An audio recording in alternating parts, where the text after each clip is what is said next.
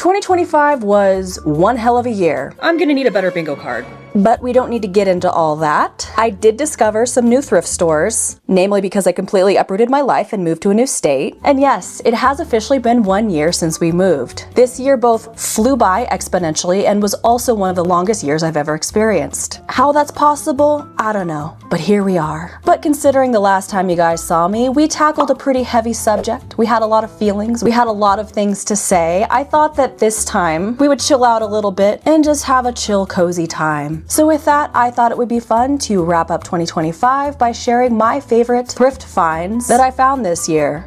And I'm gonna be starting off strong with clothes and accessories. Now, if you're a purist and you don't consider Poshmark, Whatnot, or eBay thrifting, then let me know down in the comments because the engagement really helps out my reach. But I'm gonna be starting with something that I think belongs in this list because it was a very helpful or at least useful item in my life this year, and that is this Whimsical celestial tapestry purse. This particular purse was very helpful for me because sometimes you don't want to be super dressy, super fancy schmancy with your purses. Like when I'm walking my dog, I'm going out to the grocery store, I'm going thrifting. I needed a bag that was a little bit more dressed down. And yes, it's kind of fancy schmancy because of the tapestry, but I felt like it was a little bit more casual because of this backpacky style strap. I don't know what this is called, but this was like the perfect size.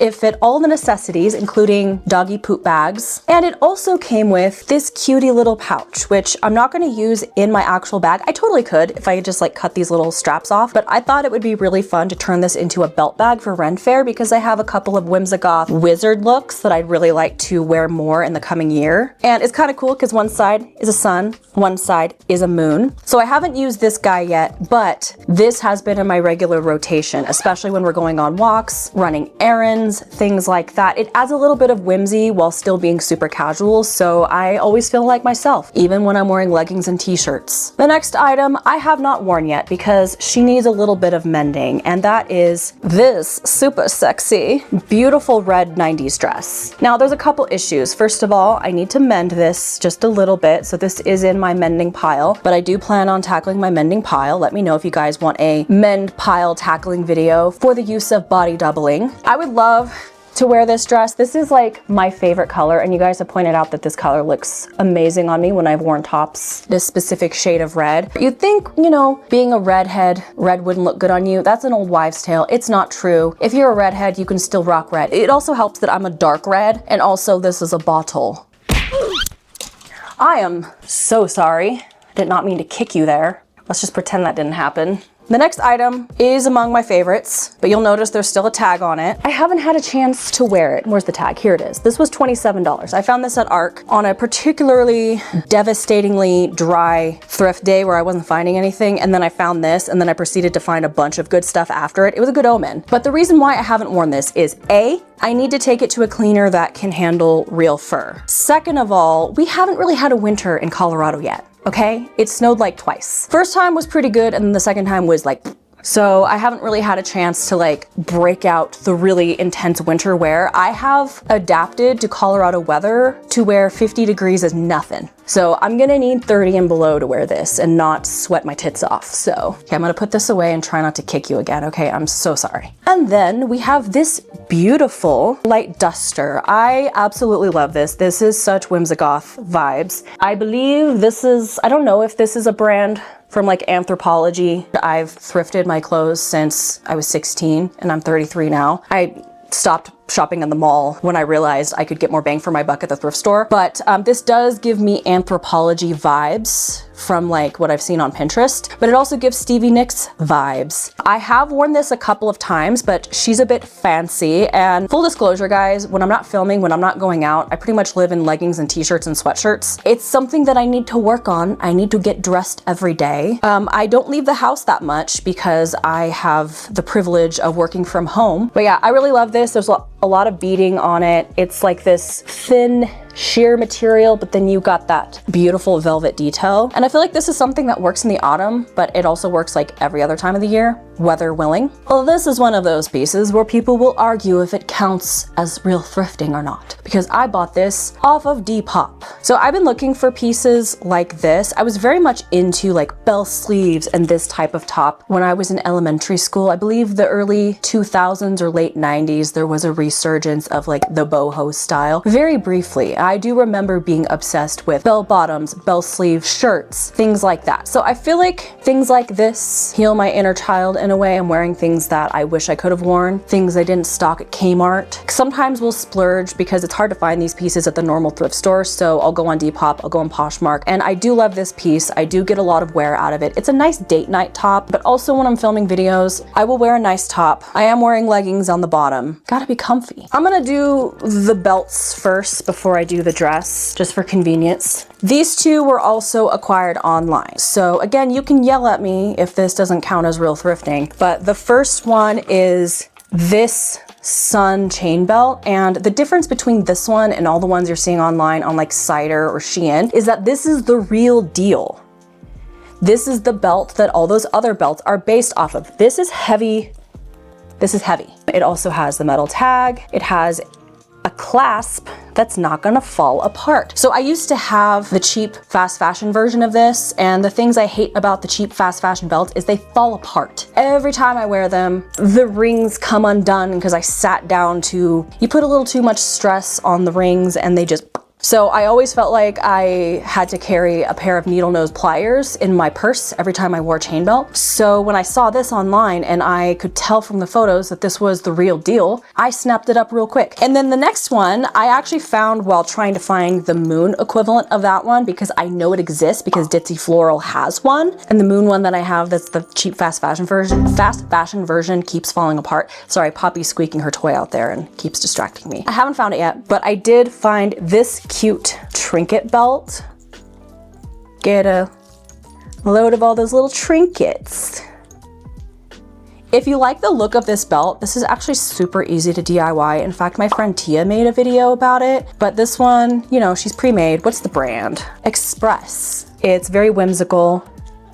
And I can't wait to wear this for Ren Fair and like hear myself jingle around as I walk around. And then this is also an online acquisition. Again, don't at me, actually do, but be gentle. I'm sensitive. This dress definitely belongs on this list because this was a surprising favorite. I am not someone who generally goes for blue. I've only recently discovered my love of blue through liking Whimsical and like the wizard core aesthetic, putting together my wizard-esque characters for the Ren Fair. And I recently wore this in a video and y'all were like giving me so many compliments and stroking my ego and telling me this was a great color for me. And now I'm confused. I am confused. Because I have been told my whole life that I am a warm toned person and I look best in warm colors, but this is blue, the most non-warm color you can get. And yet I'm sparkly. This is the skin of a killer Bella. And I feel myself when I'm wearing this. So now I'm having an identity crisis. Am I actually cool toned? Am I neutral? Is that a thing? I don't know. I'm confused. So let me know if you're one of those people that obsess over the color palettes and you want to like give me a whole spiel in the comments and like evaluate me. I know hair color and makeup color does kind of influence it a little bit. So maybe it looks good with my hair color, but then I don't know.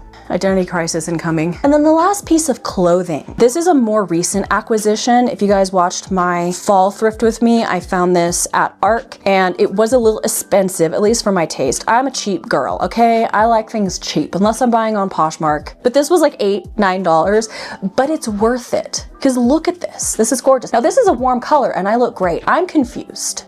Anyway, but I love this. It's kind of like the color of my hair a little bit. It has like that reddish tone that looks good on me, but then it has all of this beautiful detailing. Is this embroidery?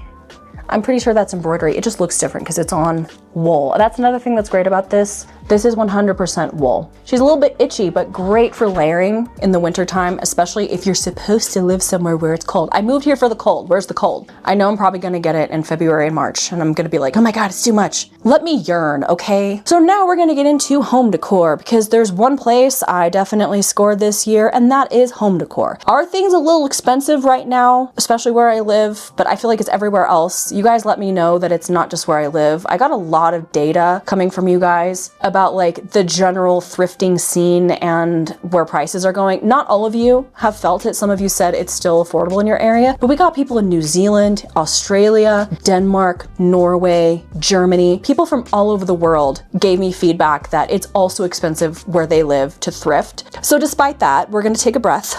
We're gonna calm down and we're going to appreciate what we found. I just so happened to have moved to an area where apparently there are a lot of other fellow fantasy nerds, because boy howdy did I find a lot of fantasy decor. I don't know if this counts as fantasy decor. She's definitely kind of like kids fantasy storybook adjacent. I was gonna put this in my hope chest for when we finally start a family and we no longer have copious amounts of debt that we have to pay down, although having a child will definitely put you in copious amounts of debt. But I actually kept it out because I do like very kind of childish, whimsical stuff, especially on my bookcase. The tail is broken, but I display it like this so you don't notice. And I think it goes perfect because I have a lot of like kids fantasy books on my bookshelf that I absolutely love. I don't necessarily read them. I like the art, but when we do start a family, they will become my children's books. So I will be reading them to my kids someday, economy willing. Okay, so this was also an online find. The funny thing about this is apparently I'm illiterate and I don't know how to read dimensions, or I just didn't think to. I thought this was gonna be a normal size pillow and it's teeny tiny. But you know what? She's growing on me. Maybe not in size, but definitely in affection. Also, it's kind of cool. This is from the Metropolitan Museum of Art, in which I've been to twice, but I don't think I saw this particular exhibit. I don't know when like the medieval tapestries, are they a current exhibit? I'm gonna have to look that up. The next thing, okay, this is probably, arguably, one of the best things that we have found at the thrift store.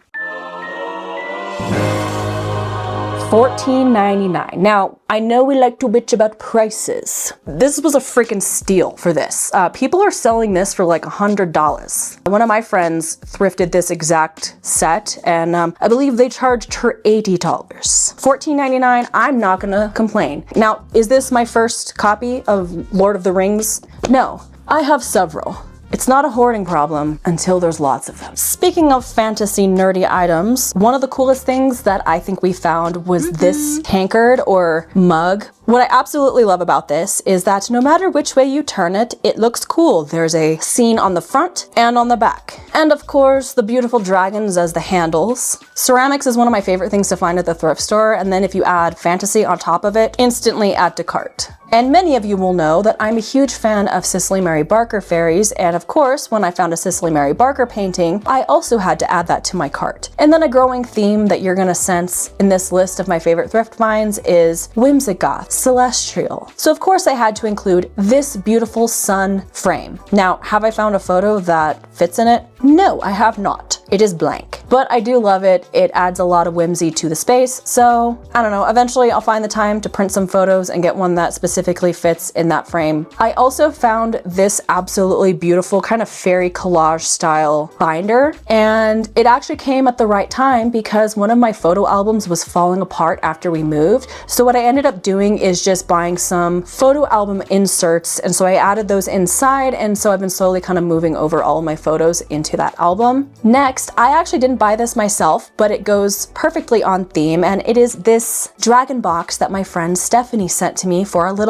thrift collab. So technically it's fine because it was thrifted, just not by me. And speaking of boxes, I do love a good box. It's too big to bring in frame with me. I also don't know where it is. It's probably in the closet. This treasure chest style box, it is absolutely the perfect size. I'm using it to store some like costume pieces for Ren Fair. So I love things that are both aesthetic and functional. Beautiful containers to store my crap. I wouldn't mind finding another one that's a little bit bigger, but this one is still perfect. It has claw feet, and then it has that beautiful kind of crocodile texture, although I call it dragon scales. And another one, another celestial item. I have this moon wall hanging, which I have in our bedroom. I love a good visual symmetry moment. So in our room, I have this moon above the shelf, above my dresser. And then over to the side, I have like this sun-shaped frame above another shelf. And they're kind of like a over the wall from each other. And speaking of moons, again, there's a theme. I also found this print, which is very coveted by the Whimsical community. There's also a sun, but I didn't find that one. But this was $4.99 at Goodwill, which is actually a very good price considering. Did I do a lot more thrifting? Is there a lot more items I could share? Yes, but we would be here all night or day or morning, whatever time it is for you. So that's where I'm gonna end it. And I'm gonna open the floor to you guys. Let me know down below in the comments what your favorite thrift finds were this year. And also let me know what you're gonna be looking for in 2026. If you guys want a separate video of me talking about my 2026 thrift list, I can definitely put that together as well. I love you guys so much, and I'll see you in the next one.